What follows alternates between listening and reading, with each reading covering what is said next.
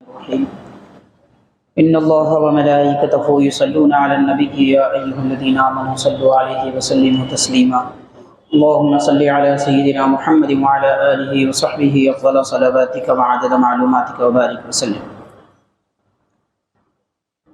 بسم الله الرحمن الرحيم. کتاب الوضوء. باب ما جاء في الوضوء.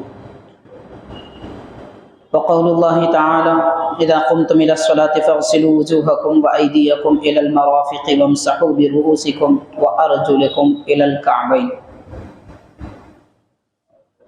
قال الله تعالى في شأن حبيبه إن الله وملائكته يصلون على النبي يا أيها الذين آمنوا صلوا عليه وسلموا تسليما اللهم صل وسلم وزد وبارك على حبيبك سيدنا محمد وعلى آله وأصحابه أجمعين. محترم حاضرین معزز سامعین، السلام علیکم ورحمۃ اللہ وبرکاتہ. صحیح بخاری شریف کا درس آج کتاب الوضوء بخاری کی چوتھی کتاب کا آغاز کیا گیا. اس سے پہلے کتاب الوحی اور کتاب الایمان اور کتاب العلم، ان تین عنوانات پر احادیث پاک امام بخاری رحمۃ اللہ علیہ نے ذکر فرمائے تھے، وہ آپ نے سماعت کی ہے. ان میں جو احادیث مکرر تھی یا دوبارہ آ چکی تھی انہیں چھوڑ دیا گیا تھا، تو جملہ صحیح بخاری کی 134 احادیث شریفہ تین عنوانات میں بیان کیے گئے تھے. یہ چوتھا عنوان ہے اور حدیث نمبر 135 آگے آ رہی ہے. اس سے پہلے امام بخاری رحمۃ اللہ علیہ نے ایک عنوان بنایا ہے کہ وضو کے بارے میں قرآن مجید میں کیا آیا ہے.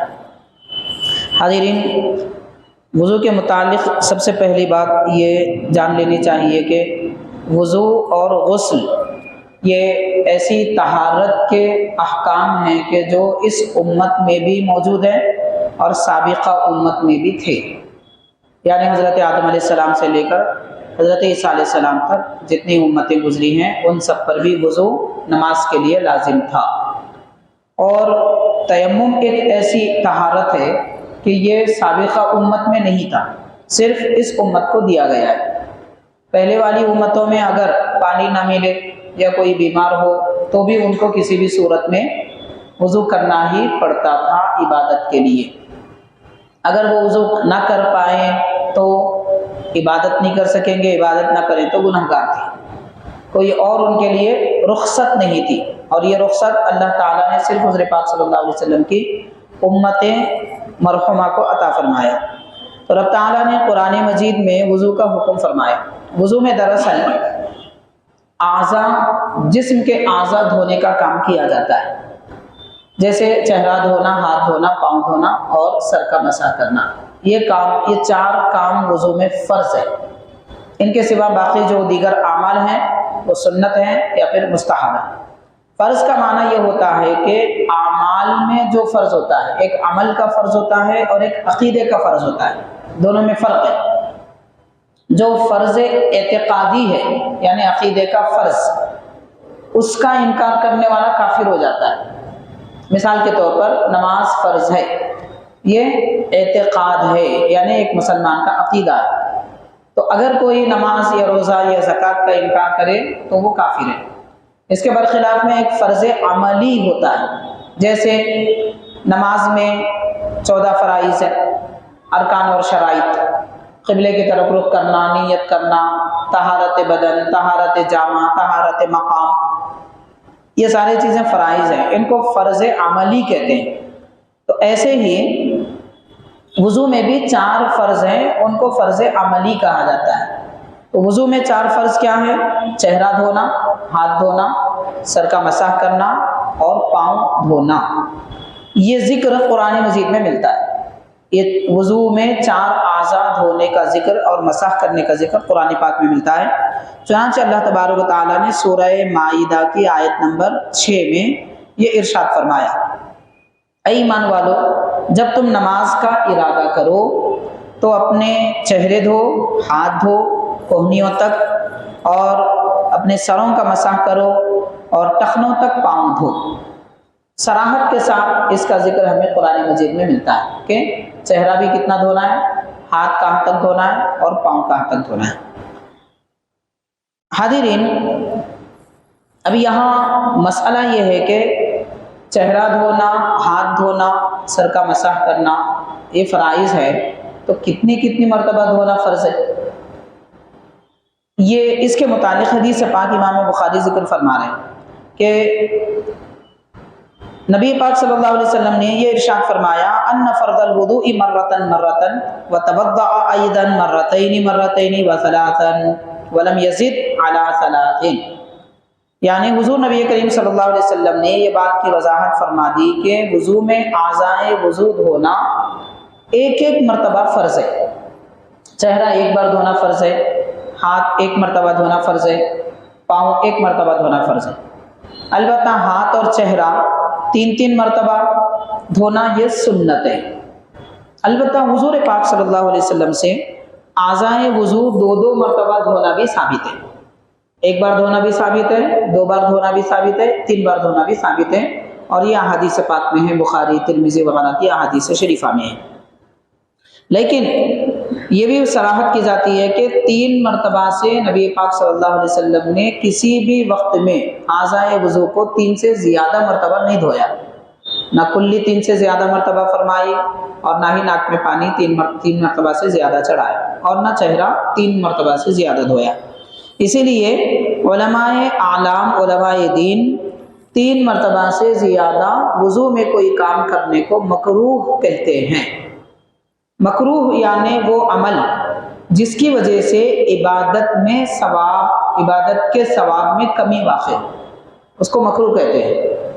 جیسے ہم سنتے ہیں نماز مکروہ ہو گئی، وضو مکروہ ہو گیا، یہ عمل مکروہ ہو گیا، تو اس کا مطلب یہ ہے کہ جتنا ثواب ملنا چاہیے تھا وہ نہیں ملا، ایک بات۔ دوسرا، وہ کام جیسا تکمیل ہونا تھا ویسا نہیں ہوا۔ جیسے مان لیجئے کہ کسی آدمی نے کوئی اچھی کتاب چھپوائی لیکن اس میں ایک دو صفحات خراب نکل گئے، تو یہ کتاب پوری نہیں ہوئی، ایسے ہی عبادت بھی پوری نہیں ہوتی، یعنی اس میں کمی واقع رہتی ہے۔ تو جس عمل سے عبادت میں کمی واقع ہوتی ہے اس کو مکروہ کہتے ہیں، تو لہٰذا وضو میں تین مرتبہ سے زیادہ دھونا مکروہ ہے۔ اب یہاں ایک اور بات بھی ہے کہ سرکار دو عالم صلی اللہ علیہ وسلم نے اپنی امت کو سبق سکھایا ہے، تعلیم دی ہے، تو کیوں پیارے آقا صلی اللہ علیہ وسلم نے کبھی ایک مرتبہ، کبھی دو دو مرتبہ، کبھی تین تین مرتبہ اعضائے وضو کو دھویا ہے؟ یا تو تین ہی مرتبہ دھونا تھا، یا دو ہی مرتبہ دھونا تھا، یا ایک ہی مرتبہ دھونا تھا؟ حضور نے ایسا کیوں کیا؟ تو حاضرین، نبی پاک صلی اللہ علیہ وسلم اپنی امت کو یہ تعلیم دینا چاہتے ہیں کہ کون سی چیز فرض ہے، کون سی سنت ہے، یہ سکھانا چاہتے ہیں۔ اسی لیے حضور پاک صلی اللہ علیہ وسلم جو بات فرض ہوتی اس کو ضرور کرتے، اسے کبھی نہیں چھوڑا حضور نے۔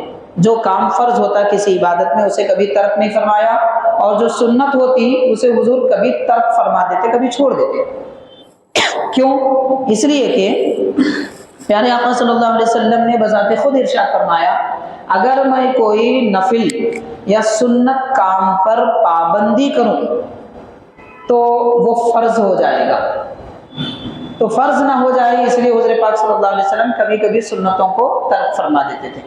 اب مان لیجئے کہ اگر پیارے آقا صلی اللہ علیہ وسلم ہمیشہ تین مرتبہ چہرہ دھوتے، تین بار ہاتھ دھوتے ہمیشہ، ویسے اکثر حضور پاک صلی اللہ علیہ وسلم نے تین مرتبہ ہی دھویا ہے، مگر کبھی کبھی دو یا ایک مرتبہ بھی اعضائے وضو حضور نے اختیار کیے ہیں، غسل فرما دھویا ہے۔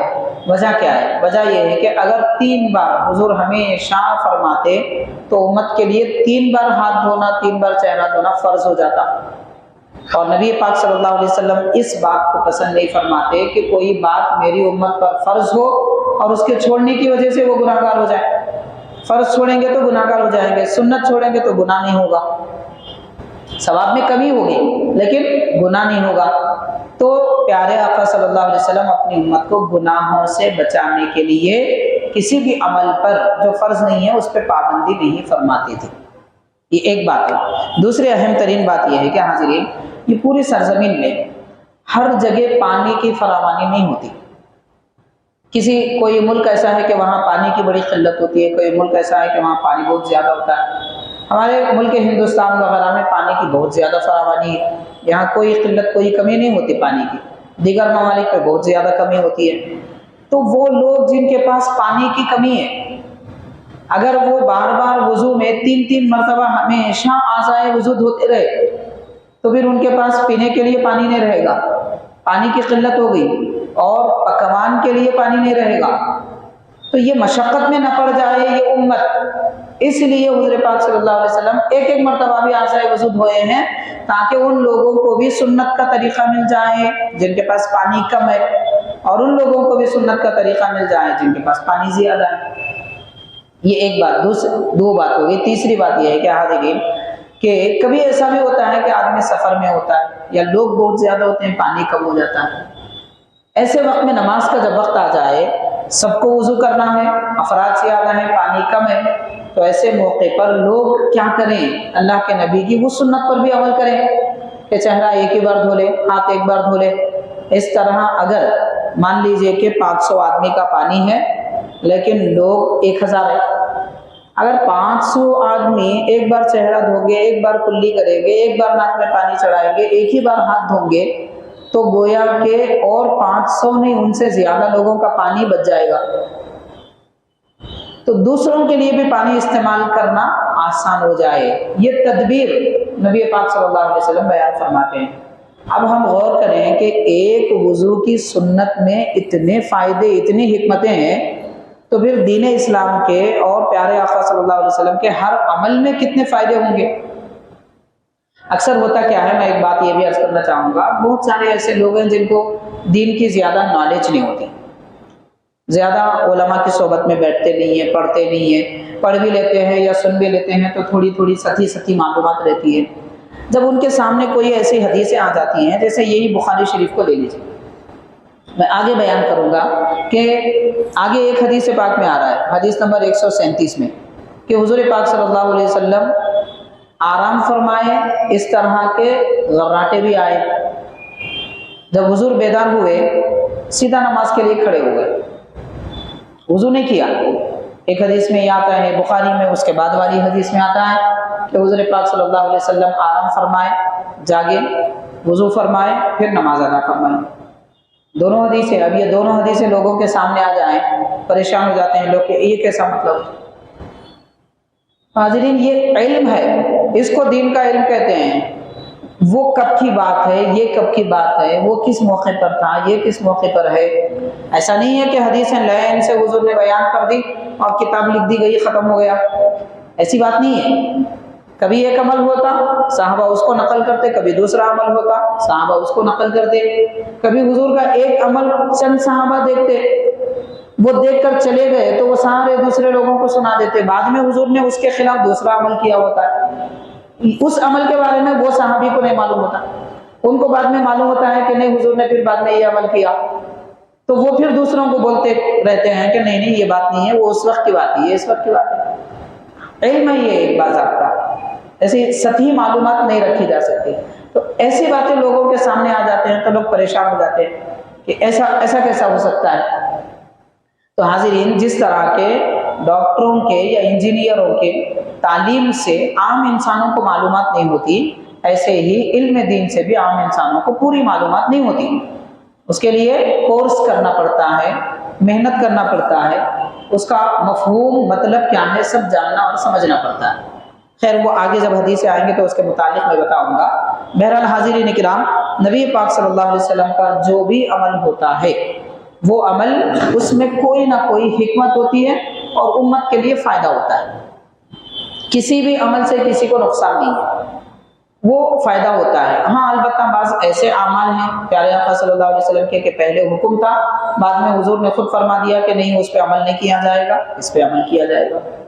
بہرحال، وضو کے متعلق یہ روایت جو امام بخاری رحمۃ اللہ علیہ نے بیان فرمائی، اس کے بعد کتاب الوضو کی پہلی حدیث پاک آپ نقل فرما رہے ہیں، حدیث نمبر 135۔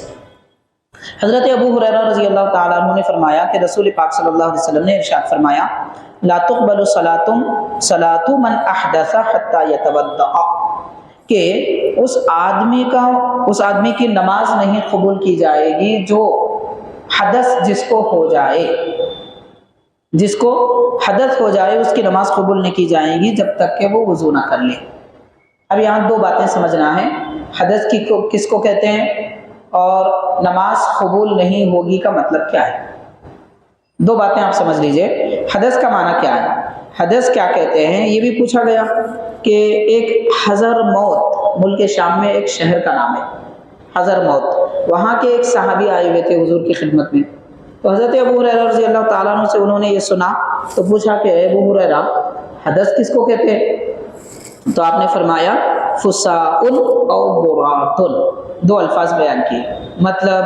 مطلب یہ ہے کہ انسان کو جو ضرورت لاحق ہوتی ہے، بڑی ضرورت جس سے طہارت ٹوٹ جاتی ہے، حاجت بشری، تو حاجت بشری کی جگہ سے یا تو ہوا کا خروج ہوتا ہے، ہوا نکلتی ہے، یا پھر آواز آتی ہے، تو آواز آنے پر وضو ٹوٹ جاتا ہے اور ہوا کے خروج پر وضو ٹوٹ جاتا ہے، تو اس کو حدث کہتے ہیں۔ یہ حضرت ابو ہریرہ رضی اللہ تعالیٰ عنہ فرما رہے ہیں۔ اب یہ جو دو باتیں بیان کی گئی نا، اس میں بھی بڑا راز ہے۔ وہ کیا؟ حاضرین، بہت سارے لوگ ایسے ہوتے ہیں کہ بعض اوقات ان کو وسوسوں کی عادت ہو جاتی ہے، اور کئی مرتبہ بعض نارمل آدمیوں کو بھی ہو جاتا ہے، کبھی محسوس ہوتا ہے کہ شاید میرا وضو ٹوٹ گیا، تو کیسے معلوم کرے کہ ہمارا وضو ٹوٹا؟ اس کے لیے دو قانون اہم ترین دیے گئے، وہ حدیث پاک میں صحیح بخاری میں، وہ یہ کہ جب تک کہ آواز نہ آ جائے ہوا کے خروج کی، یا پھر ہوا نکلنے کا ہمیں احساس نہ ہو جائے، تو یہ ہوا نکلے یا پھر آواز آئے، یہ دو صورتوں میں وضو ٹوٹتا ہے۔ اس کے سوا وسوسے اگر پیدا ہوتے ہیں، کبھی پیٹ میں گڑبڑ ہو جاتی ہے جس کی وجہ سے آدمی کو دکھتا ہے کہ شاید وضو ٹوٹ گیا، تو صرف اس وسوسے کی وجہ سے وضو نہیں ٹوٹے گا۔ کیوں فرمایا حضور پاک صلی اللہ علیہ وسلم؟ اس لیے فرمایا کہ سرکار نے یہ بھی فرمایا دوسری حدیث پاک ہے، ایک شیطان طہارت کے بارے میں وسوسے ڈالنے کے لیے پیدا ہوا ہے۔ ہر ایک مسلمان جب وضو کرتا ہے، نماز پڑھتا ہے، طہارت اختیار کر لیتا ہے، تو شیطان وسوسے ڈالتا ہے، یعنی اس کو بار بار یہ باور کراتا ہے کہ تیرا وضو ٹوٹا، تیرا وضو ٹوٹ گیا۔ نماز کی حالت میں بھی ایسا ہوگا تو اب وہ نماز پڑھے گا یا پھر یہ فکر کرتے بیٹھے گا؟ مان لیجئے کہ نماز کی حالت میں جا کر وضو کر کے بھی آیا، پھر وہی وسوسہ پیدا ہوتا ہے، شیطان ہے اسی کام کے لیے۔ تو یہ بھی ایک قسم کا جہاد ہے جو ایک مسلمان شیطان سے ہمیشہ لڑتا رہتا ہے، اور یہی سب سے بڑا جہاد ہے۔ یہ اصل لڑائی تو یہ ہے جو ہم شیطان سے لڑتے ہیں کہ وہ ہمیں برائی کی طرف مائل کرتا ہے، ہم خیر کی طرف آتے ہیں۔ تو بہرحال حاضرین کرام، وہ وسوسوں کا ذہن نہ ہو جائے مومن کا، اس لیے حضور پاک صلی اللہ علیہ وسلم نے صراحت فرما دی۔ لیکن ایک بات یہاں، یہ دونوں باتوں کے درمیان ایک اہم بات یہ بھی ہے، بعض اوقات ایسا ہوتا ہے کہ نہ آواز آتی ہے، نہ ہوا کا خروج ہونے کا احساس ہوتا ہے، یعنی ہوا کی بو نہیں آتی اور بغیر بو کے بھی آواز آ جاتی ہے، یہ دونوں کے علاوہ بھی کبھی ہوا کا خروج ہوتا ہے، آدمی کو محسوس ہوتا ہے، اس صورت میں بھی وضو ٹوٹے گا۔ یہ دو باتوں کے ساتھ پیارے آقا صلی اللہ علیہ وسلم دراصل یہ فرمانا چاہتے ہیں کہ جب تمہیں احساس ہو کہ وضو ٹوٹا ہے تو تب وضو ٹوٹے گا۔ بہرحال حاضرین کرام، اب یہاں ان سب باتوں کے ساتھ یہ ہمارا دین اسلام، اس کی بنیاد طہارت پر ہے۔ جب تک کہ مسائل طہارت کے نہیں جانیں گے، نہ نماز ہوگی نہ کوئی عبادت ہوگی۔ اسی لیے حضرت سلمان فارسی رضی اللہ تعالیٰ عنہ، چونکہ پہلے یہودی تھے، بعد میں عیسائی تھے، پھر سرکار نے اعلان نبوت فرمایا تو آپ ایمان لائے۔ تو حضرت سلمان فارسی رضی اللہ تعالیٰ عنہ کے دوستوں میں یہودی بھی تھے، عیسائی بھی تھے پرانے۔ ان لوگوں نے پیارے آقا صلی اللہ علیہ وسلم یہ مسائل جب بیان فرمائے، وضو کے، طہارت کے، غسل کے، تو ان لوگوں نے کہا کہ کیسے نبی ہیں، کیا یہ بھی باتیں کرتے ہیں؟ تو حضرت سلمان فارسی رضی اللہ عنہ نے فرمایا کہ یہی تو ہمارے نبی کی سچائی کی علامت ہے کہ آپ طہارت کا ہر مسئلہ بیان فرماتے ہیں۔ تو اس میں شرم حیا کی کوئی بات نہیں ہے، جو مسئلے نہیں سیکھتا وہ بے شرم ہے، جس کو طہارت کے مسائل نہیں معلوم ہے وہ بے شرم ہے، اور جس کو مسائل معلوم ہے وہ شرم والا ہے، کیونکہ بنیاد اسلام کے عبادتوں کی اسی پر ہے۔ تو بہرحال حاضرین کرام، حضرت ابو ہریرہ رضی اللہ تعالیٰ نے فرمایا اس آدمی کی نماز نہیں ہوگی جس کو حدث ہو جائے، یعنی جو بے وضو ہو جائے۔ تو حدث بھی دو طرح کا ہوتا ہے۔ حدث کا معنی آدمی ناپاک ہو جانا، اس کو حدث کہتے ہیں، ناپاک ہو جانے کو حدث کہتے ہیں۔ ناپاکی ایک چھوٹی ہوتی ہے کہ طہارت کے قطرے نکلنے، پیشاب کے قطرے نکلنے سے یا پھر ہوا کے خروج سے وغیرہ سے وضو ٹوٹ جاتا ہے، یہ طہارت صغریٰ، چھوٹی ناپاکی ہے۔ اور آدمی کو نیند کی حالت میں اگر کوئی ایسا مادہ خارج ہو جائے جس کی وجہ سے اس کا غسل ٹوٹ جائے گا، تو اس کو اب اس کے بعد جو غسل کیا جائے گا یعنی طہارت حاصل کی جائے گی، اسے غسل کہتے ہیں، وہ طہارت کبریٰ ہے۔ تو بہرحال اسلام میں طہارتیں دو ہیں، ناپاکیاں بھی دو ہیں اور طہارتیں بھی دو ہیں۔ تو ناپاکی ایک چھوٹی ہے جس سے وضو ٹوٹ جاتا ہے، اور ایک بڑی ناپاکی ہے جس سے غسل ٹوٹ جاتا ہے۔ اور چھوٹی ناپاکی سے بچنے کے لیے وضو کیا جائے تو اس کو طہارت صغریٰ کہتے ہیں، اور بڑی ناپاکی سے بچنے کے لیے غسل کیا جاتا ہے اس کو طہارت کبریٰ کہتے ہیں۔ تو یہ حدیث پاک وضو کے متعلق بیان کی گئی ہے۔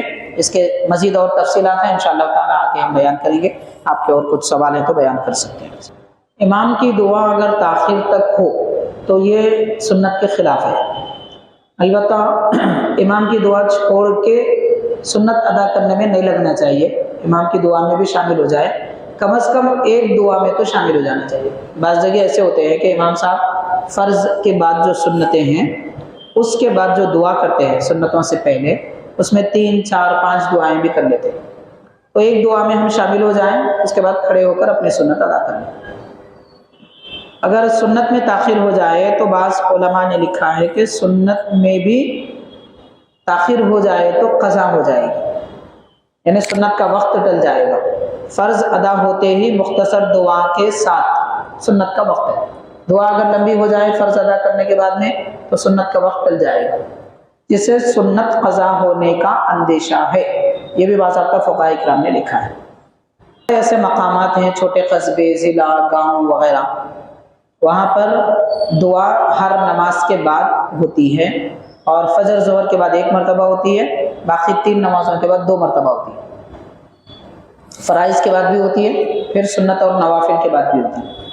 ہمارے جامع نظامیہ کے ایک بڑے شیخ گزرے حضرت ابو الوفا افغانی رحمۃ اللہ علیہ، انہوں نے اپنی کتاب میں یہ تحریر فرمایا ہے کہ فرماتے ہیں میں نے ملک عرب، عراق، شام، مصر اور کئی ماوراء النہر، کئی ایک علاقوں کا میں نے سفر کیا ہے، حضرت فرمایا حضرت ابو الوفا افغانی رحمۃ اللہ علیہ، اور میں نے وہاں سب دیکھا ہے، ہندوستان میں بھی ہم نے دیکھا ہے کہ 5 نمازوں کے بعد 5 مرتبہ ربنا تقبل منا الفاتحہ کا اعلان ہوتا تھا، اور جن نمازوں کے بعد سنتیں ہیں ان سنتوں اور نوافل کے بعد بھی دعا ہوتی تھی۔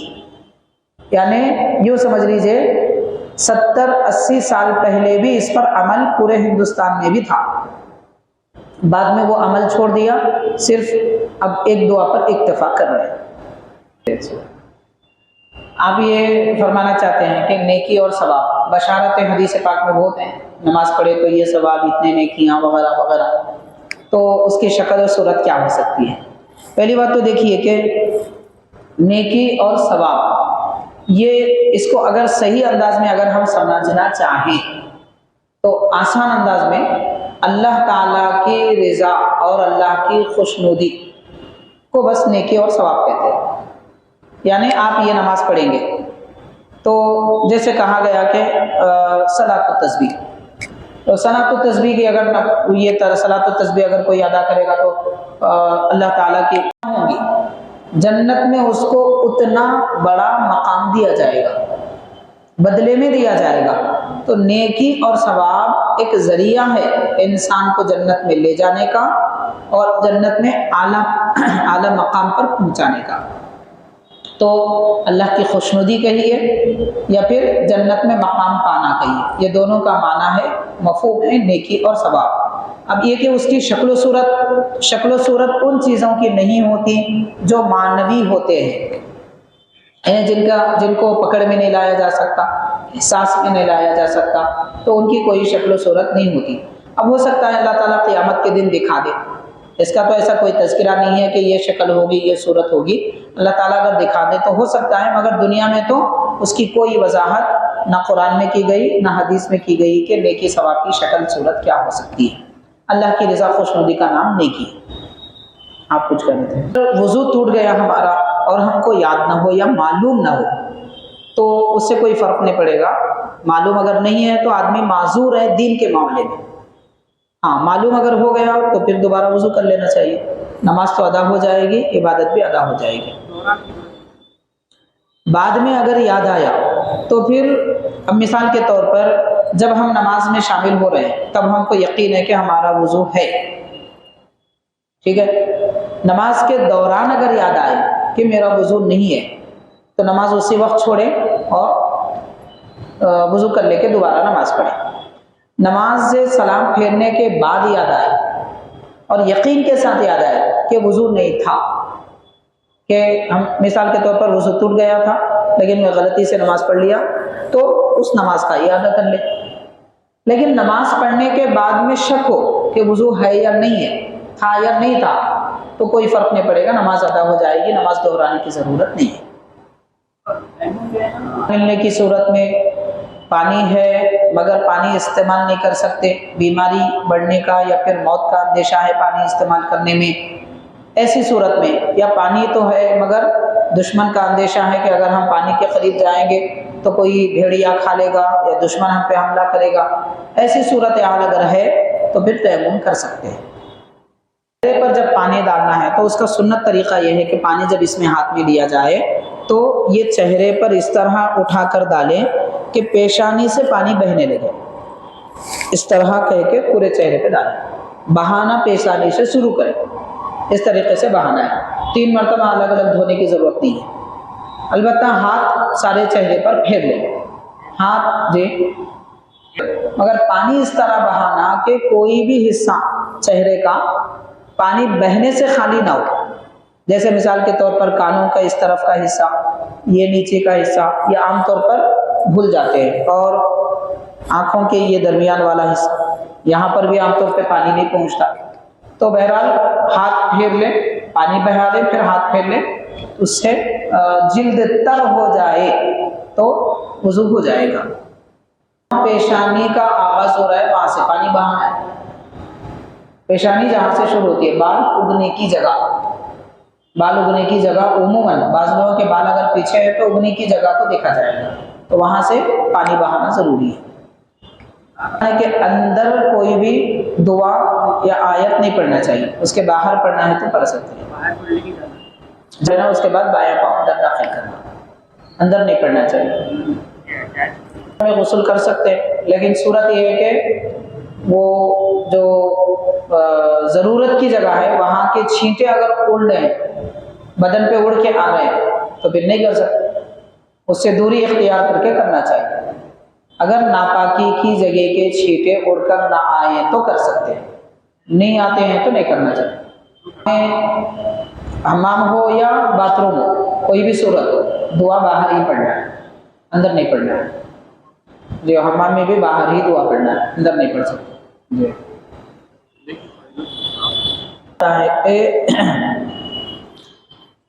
محلے کی جامع مسجد میں نماز جمعہ کا ادا کرنا عام مسجد میں ادا کرنے سے 25 درجہ فضیلت رکھتا ہے۔ تو 25 گویا کہ محلے کی مسجد میں ایک جمعہ پڑھنا اور جامع مسجد میں ایک جمعہ پڑھنا، 25 نمازوں کا یہاں ثواب ہے، وہاں ایک نماز کا ثواب ہے، تو اسی لیے جمعہ کی نماز جامع مسجد میں پڑھنا افضل ہے، بہتر ہے، ایک بات ہے۔ دوسری 5 وقتہ نمازیں البتہ محلے کی مسجد میں پڑھنا چاہیے، جو ہمارے گھر کے یا پھر ہمارے رہائش کے قریب، اس جگہ پڑھنا زیادہ فضیلت ہے۔ دوسری مسجد کو اگر جا رہے ہیں تو جا سکتے ہیں، کوئی حرج نہیں ہے، لیکن زیادہ فضیلت قربت والی مسجد میں ہے۔ جامع مسجد کہتے ہیں دراصل ایسی مسجد کو جس میں بڑی تعداد میں لوگ آتے ہیں، اس کو جامع مسجد کہتے ہیں، بڑی تعداد میں جہاں لوگ آتے ہیں۔ اب اگر اس کو اور تھوڑی وضاحت کے ساتھ کہیں تو یہ کہہ سکتے ہیں کہ جس مسجد میں 40 صفیں ہوں اس کو جامع مسجد کہتے ہیں۔ تو عام طور پر اتنی بڑی مسجدیں تو نہیں ہیں جس میں 40 صفیں ہوں، تو لیکن کثیر تعداد میں جہاں پر لوگ زیادہ آتے ہیں اس کو جامع مسجد کہتے ہیں۔ چاہے متعین کر لیں، پہلے سے کوئی ہے تو اس کو متعین کر لے سکتے ہیں۔ اصل میں جس مسجد میں نماز جمعہ ہوتی ہے اس کو جامع مسجد کہتے ہیں، یہ بھی ایک تعریف ہے اس کی۔ نماز جمعہ جس مسجد میں ادا کی جاتی ہے اس کو جامع مسجد کہتے ہیں۔ صلی علی سیدنا محمد وعلی آلہ واصحابہ افضل صلواتک وعدد معلوماتک وبارک وسلم۔ ربنا آتنا فی الدنیا حسنۃ وفی الآخرۃ حسنۃ وقنا عذاب النار۔ اللهم انک عفو تحب العفو فاعف عنی یا کریم۔ صلی اللہ تعالی وسلم علی خیر خلقہ سیدنا محمد وعلی آلہ واصحابہ اجمعین، والحمد للہ رب العالمین۔